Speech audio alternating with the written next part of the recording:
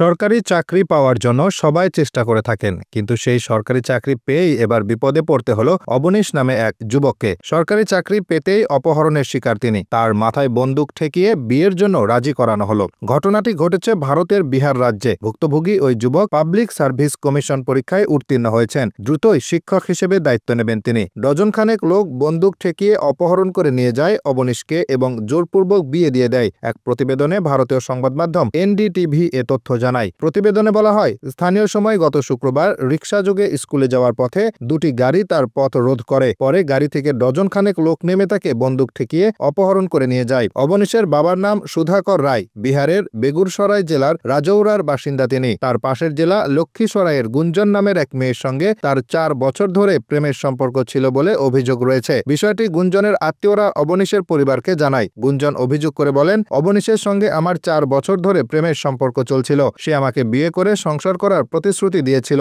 তার স্কুলেও আমাকে নিয়ে গিয়েছিল। আমি যখন আমার পরিবারকে বিষয়টি জানাই এবং তাকেও বিয়ের জন্য বলি, তখন সে বিয়ে করতে অস্বীকৃতি জানায়, যার কারণে বর তুলে নিয়ে জোরপূর্বক বিয়ে করেছি। অবনীশ অবশ্য সমস্ত অভিযোগ অস্বীকার করেছেন। তিনি অভিযোগ করেন, ওই মেয়ের সঙ্গে তার কোনো প্রেমের সম্পর্ক ছিল না। সে আমাকে বারবার ফোন এবং ধাওয়া করে হয়রানি করত। ঘটনার দিন আমি স্কুলে যাওয়ার সময় কিছু লোক আমাকে অপহরণ ও মারধর করে, জোর করে মেয়ের মাথায় সিঁদুর লাগাতে বলে। আমি এর প্রতিবাদ করেছি। অপহরণ ও শারীরিক নির্যাতনের ঘটনায় থানায় অভিযোগ দিয়েছেন অবনীশ।